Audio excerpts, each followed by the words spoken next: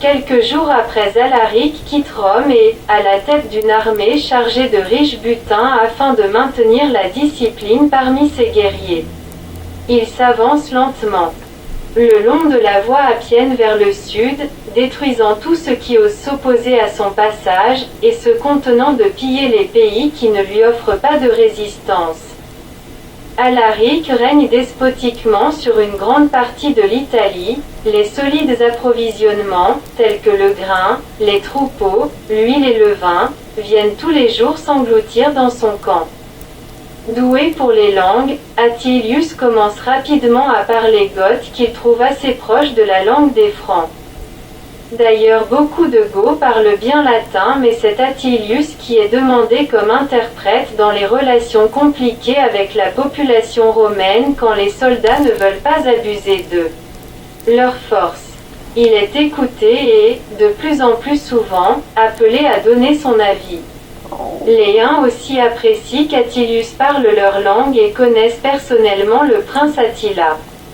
Édécone et quelques autres cavaliers se souviennent de leur rencontre avec lui, il y a 2 ans, sur la route de Ravenne à Rome. Mais Attilius n'accompagne que contre son gré et toujours avec horreur les détachements de barbares qui vont piller les maisons de campagne avec de superbes jardins situés sur la côte de Campanie.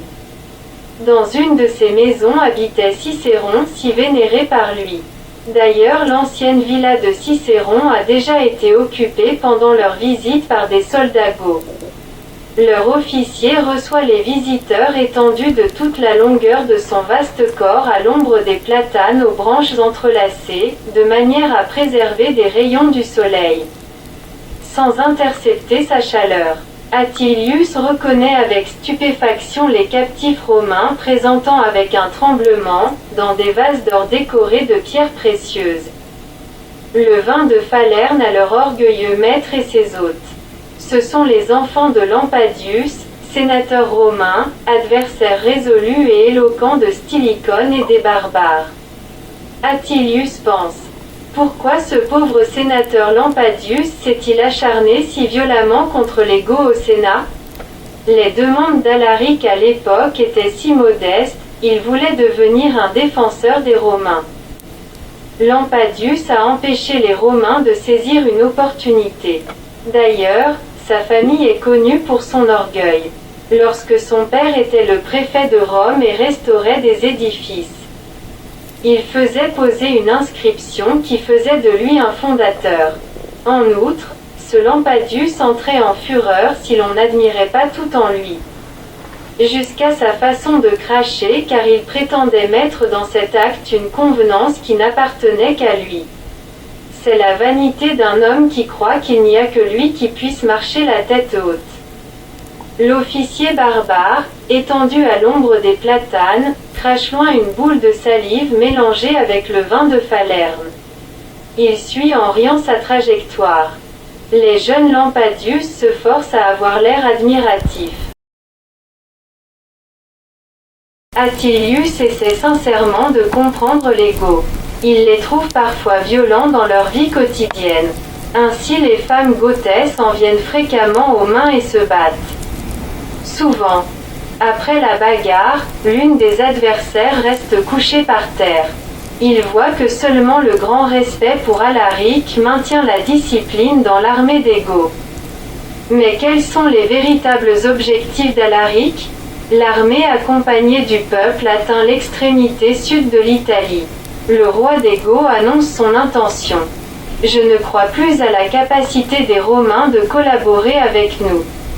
Laissons-les seuls en Italie en face d'adversaires redoutables et des usurpateurs. Je vous propose de conquérir l'Afrique afin de fonder dans cette province un État des Goths qui sera protégé des voisins puissants par la mer et pourra se défendre facilement. J'autorise les cavaliers Huns, devenus nos amis, à rentrer dans leur pays. Après notre départ, les Romains auront des adversaires moins disposés à la collaboration avec eux que nous, comme les Vandales et les Suèves. On ne peut pas exclure que les Huns qui gardent actuellement la neutralité ne changeront pas demain leur politique. Mais au lieu de l'examen attentif de nos propositions, si avantageuses pour eux, nous n'avons reçu de la part d'Honorius et de ses conseillers insensés que méfiance infondée et insultes indignes. Ravenne continue les négociations intenses avec Constantinople et les Huns pour nous exterminer. Même si le risque n'est pas grand, je préfère que mon peuple ne subisse pas de pertes inutiles en restant en Italie. Nous allons chercher notre nouvelle patrie sur l'autre côté de la Méditerranée pour vivre en paix et en prospérité. Les Goths confisquent les bateaux dans tous les ports du sud de l'Italie. Ils vendent la majorité des Romains captifs ou les libèrent contre une rançon payée par leurs proches. Dans sa captivité, Attilius prie souvent Dieu, visite à chaque occasion les églises, où les hymnes rythmiques lui font oublier sa triste situation. Pourtant il commence à croire à la sincérité des intentions d'Alaric. Inspiré par le départ prochain des Goths, il compose un poème rimé. Cet exercice poétique soulage aussi son vif désir d'écrire. Il récite son nouveau poème à Alaric, entouré par ses officiers. Je chante Alaric qui sur le Capitole planta ses étendards victorieux, ces vaillants rois des Goths qui voulaient dans son illustre cœur la paix. Le père Récani, estimé de son peuple depuis son plus jeune âge, il a tendu sa main aux Romains, dompté par le voluptueux de Carthage, en regardant que les vices des vaincus ont triomphé des vainqueurs, qui sont devenus incapables de se défendre contre des envahisseurs, touchés par les larmes des innocents Gaulois pleurant les victimes. Il proposait à Rome la protection de son armée contre une seule légitime. Attilius commence à ruisseler de sueur, son cœur bat plus fort. Par un brusque mouvement d'un bras, il pourchasse un grand moustique qui s'approche de lui et continue solennellement. J'admire ces projets d'Alaric, preuve de son ardeur noble et vive, et regrette le rejet par l'Honorius qui n'a pas prêté une oreille attentive. Cet auguste empereur dont les conseillers n'y font pas leur devoir, mais la punition subie par Olympus me donne de grands espoirs. Alaric partira sans doute pour l'Afrique pour fonder un nouvel État que mérite depuis longtemps son peuple, avec sa force, avec son éclat. Il est en train de préparer aujourd'hui son encore plus grand dessein, que l'amour de son peuple et de la gloire met maintenant dans son sein. Attilius voit qu'Alaric est très touché par ses propos. Il termine son long poème par des mots d'espoir. Passons des bords d'Afrique au mur des Ravenne, volons à Rome, qui n'osera demain refuser l'amitié sincère d'un si grand homme. Alaric excitera au cœur un sentiment de gloire malgré le malaise qui a envahi depuis si longtemps le Sénat, le peuple et la noblesse. Il réussira à réchauffer par des hardis desseins le sang des Romains pour des exploits dignes de leurs ancêtres. Ils se réveilleront demain, chanteront la gloire d'Alaric et d'Honorius débarrassés de ses suspects, à des monarques réunis par l'alliance et un grand et sincère respect. Quand Attilius finit sa récitation, Alaric se tait un peu et puis s'exclame « Félicitations! Je te remercie de tout mon cœur. Je tiens ma promesse et tu es libre dès cet instant. » Après l'embarquement des premiers détachements des Goths, s'élève une tempête qui disperse et engloutit une partie des bateaux. Cet incident décourage les Goths qui commencent à remonter lentement vers le nord. Ils s'arrêtent près de Constantia car Alaric tombe malade. Il n'a que 40 ans et personne ne pense que son état est grave. Mais quelques jours après, le vainqueur de Rome succombe d'une maladie contagieuse transmise par la piqûre d'un moustique. Les Goths expriment tout leur respect pour Alaric, sa valeur et ses succès, par les honneurs funèbres qu'ils rendirent à leur grand héros. Leurs nombreux captifs détournent le cours du Byzantin. petite rivière qui baigne les murs de Constantia. Après avoir construit au milieu de son lit, mis à sec, le sépulcre de leur roi, orné des trophées de Rome, ils y font rentrer les eaux, et, pour que la tombe du victorieux Alaric ne soit jamais profanée, ils massacrent tous les prisonniers qui ont exécuté cet ouvrage. Les Goths placèrent, d'une voix unanime, Ataulf sur le trône de son beau-frère Alaric. Le nouveau roi des Goths abandonne le projet de fonder un État en Afrique. Il discute souvent avec la princesse Galla Placidia. Pendant leur première discussion, Ataulf se montre très ambitieux. La valeur de mes soldats et nos victoires m'inspirent une grande confiance dans nos possibilités. Pourquoi alors quitter l'Italie? Il continue en regardant attentivement la princesse. Je préfère changer la face de l'univers, en effacer le nom des Romains, élever le royaume des Goths sur leurs ruines, et acquérir la gloire immortelle de fondateur d'un nouvel empire. Placidia admire involontairement le jeune roi barbare habillé en romain et bien rasé. Ataulf a la peau blanche comme le lait, mais, en regardant plus attentivement, la princesse voit avec satisfaction répandre sur son visage le rouge, couleur que provoque une émotion qui correspond mal à ses propos menaçants. Elle remarque que son nez est très joliment arqué, que ses lèvres sont minces, que ses dents de la blancheur de la neige sont bien rangées. Rassurée, Placidia sourit. Mais pourquoi effacer le nom des Romains? On peut-être, trouver des accords mutuellement avantageux. Vous êtes chrétien comme nous et vous assistez chaque matin aux cérémonies tenues par les prêtres. Je pense que vous n'êtes pas un arien fanatique qui déteste les catholiques car je vous vois chaque jour donner par vos actions les preuves d'une grande tolérance. Enfin, vous parlez bien latin et appréciez la civilisation romaine. Alaric, lui aussi, parlait bien latin et appréciait beaucoup la civilisation romaine.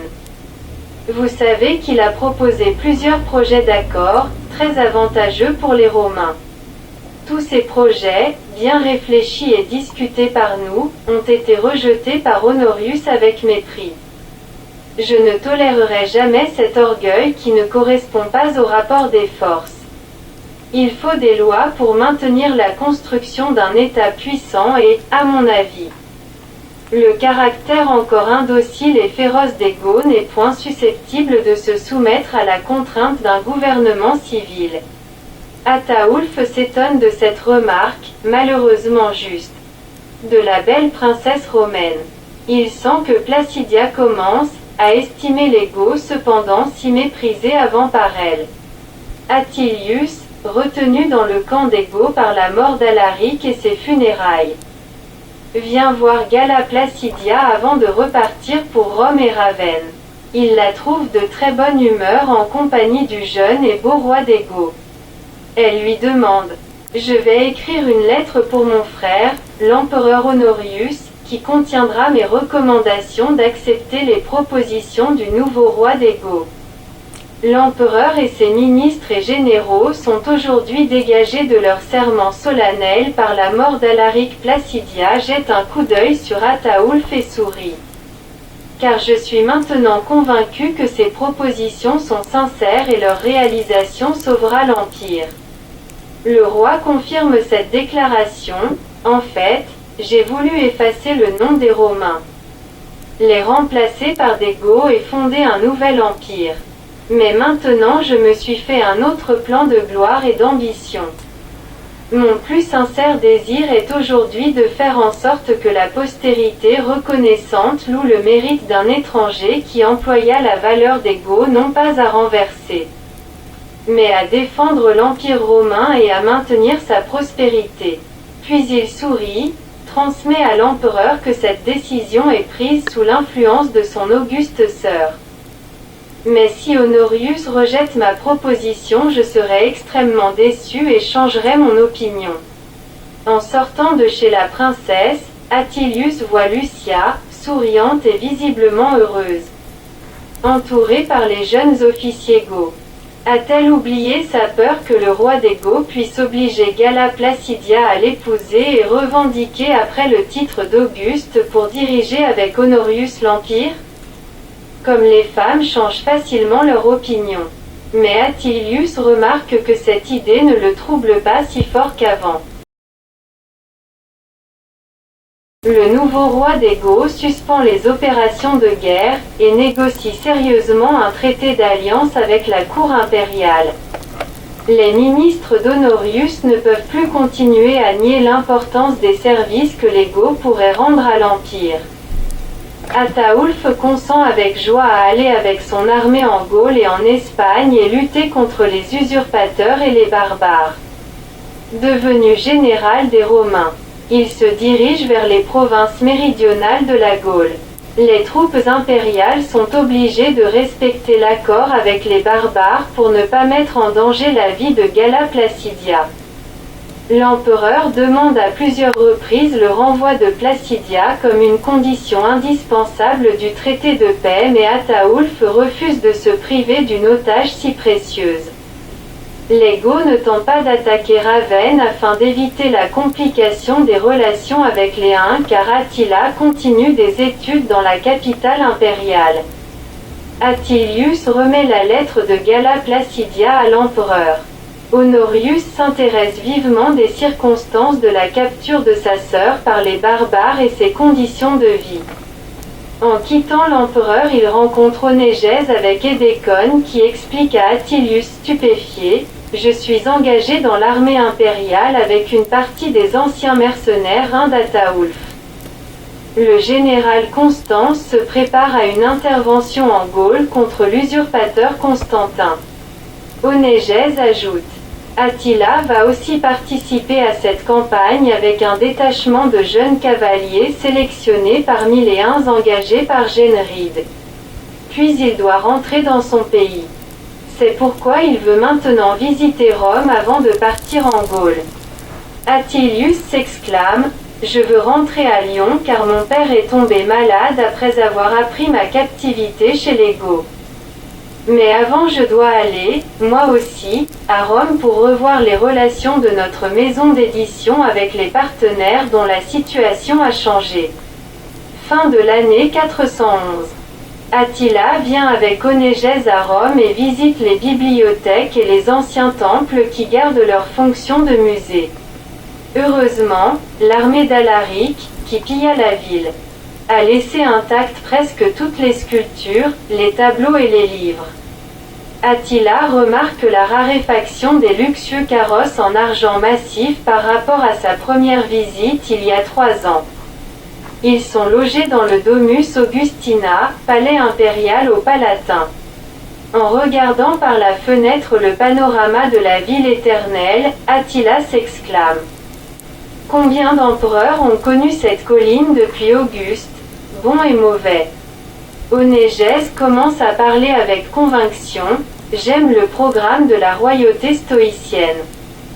Premièrement, le roi est choisi par la providence divine et doit agir en parfait accord avec le Dieu suprême.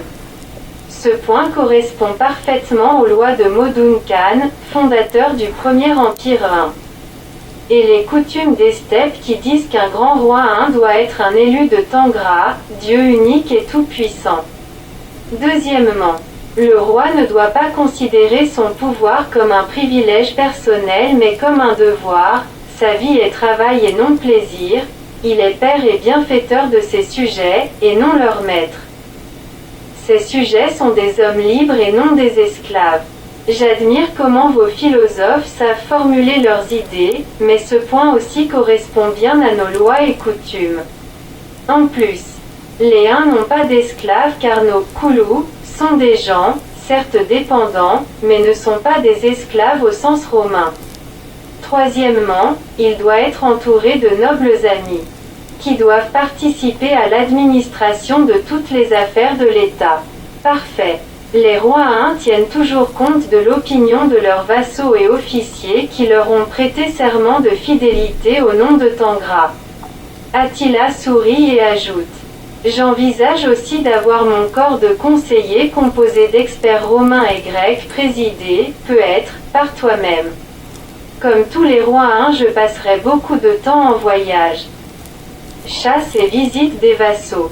Par conséquent, je ne serai pas enfermé dans mon palais et n'ignorerai pas les réalités.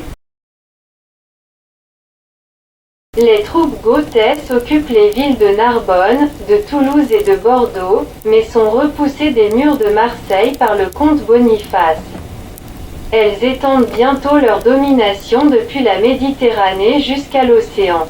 Les malheureux habitants de la province se plaignent que ces prétendus alliés leur enlèvent le peu qui a échappé à la cupidité des ennemis. Cependant, Ataoulf ne manque pas de prétextes pour justifier les violences des Goths.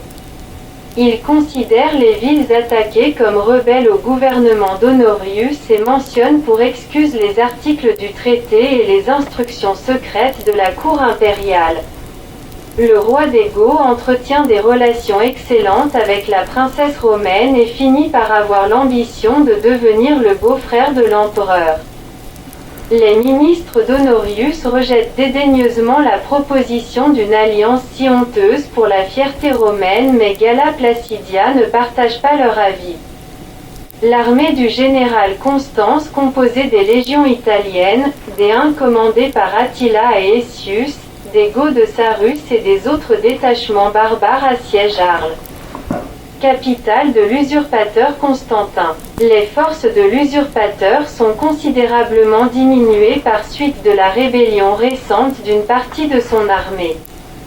Le siège dure plusieurs mois car apparemment Constantin attend les renforts et ne veut pas se rendre. Ennuyé par le long siège et toujours vantard, Sarus raconte à Onégèse, qui l'écoute avec patience. Ses plans: j'ai beaucoup de partisans chez les Visigoths qui détestent Ataoulf. Mon propre frère Singeric est resté chez eux et n'attend qu'un moment favorable pour renverser ce successeur de l'usurpateur Alaric. Je me concentre sur l'organisation d'une opération surprise pour accaparer le trésor des Visigoths et libérer la princesse Galla Placidia. Ce trésor doit être immense.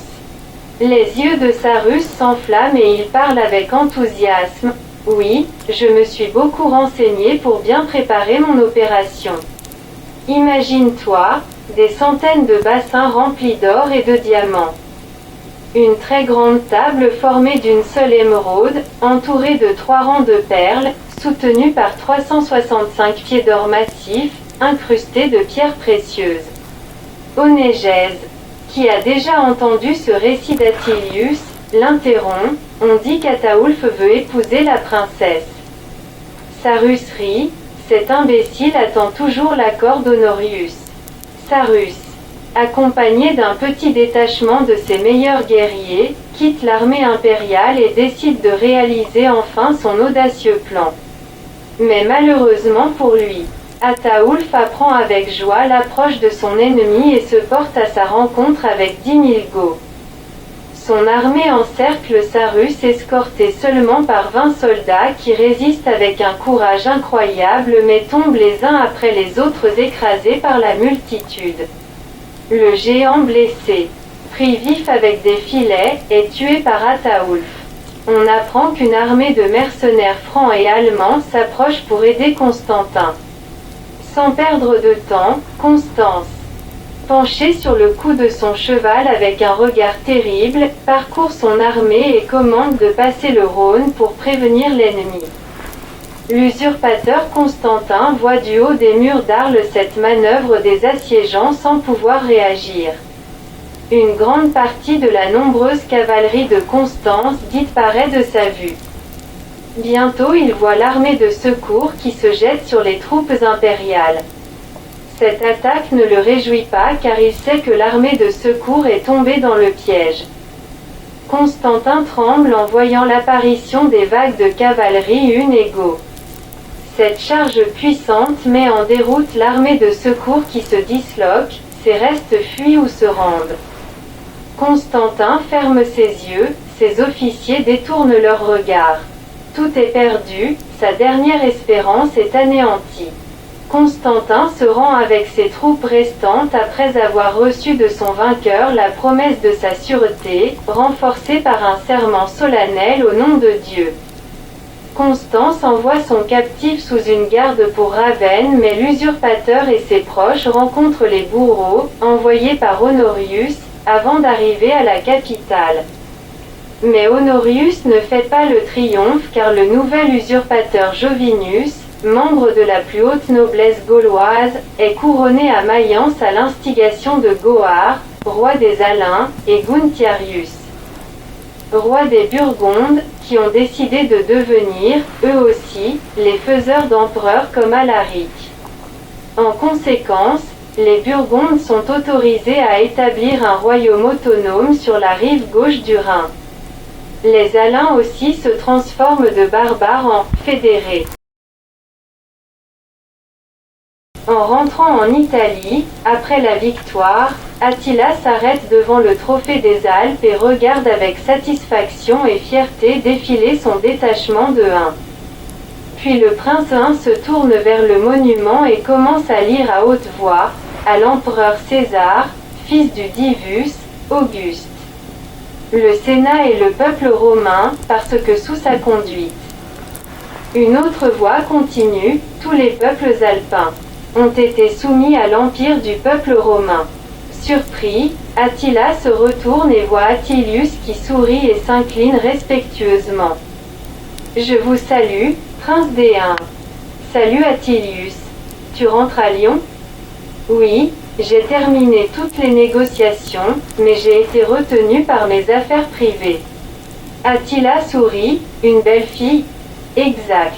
Et je suis heureux. La vie est belle malgré tout. » Attilius fait un signe, une très jeune Romaine descend d'un carrosse et s'approche timidement. « Je voudrais vous présenter ma femme Mélanie. Félicitations. Je vous souhaite une heureuse et longue vie. Je vais aussi épouser la princesse en chaos. Je l'ai vue à Ravenne. Permettez-nous de vous offrir un cadeau, l'édition de luxe de la Vie de Saint Martin.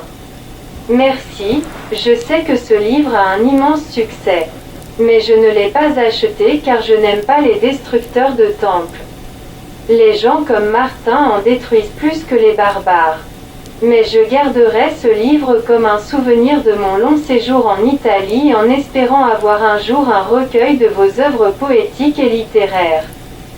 J'écrirai certainement un livre sur ces années si agitées. Je vous rencontre une deuxième fois près du trophée des Alpes. Cette coïncidence me frappe. Certainement c'est un très bon présage. Votre règne sera éclatant comme celui d'Auguste. Nous attendons avec Mélanie un enfant. Si c'est un garçon, je l'appellerai Rusticus. Je lui apprendrai les langues grecques, hunes et germaniques. Attila propose qu'il vienne en Eunie quand il sera grand car sachant plusieurs langues il nous sera très utile et pourrait faire une belle carrière. Moi, j'appellerai mon premier fils Élac, ce que signifie « chef d'État » et « paisible ». Devenu soudain pensif, Attilius continue lentement en regardant la longue colonne des cavaliers huns. Car « elle » signifie dans la langue une « État » et « paix ».